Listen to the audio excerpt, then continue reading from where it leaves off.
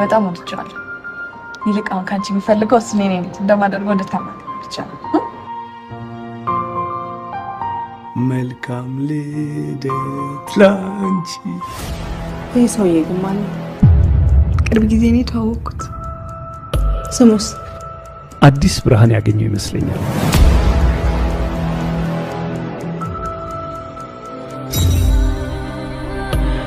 በቀኝ ነኝ። አንተ የቀረችኝ ጽኑ ናት።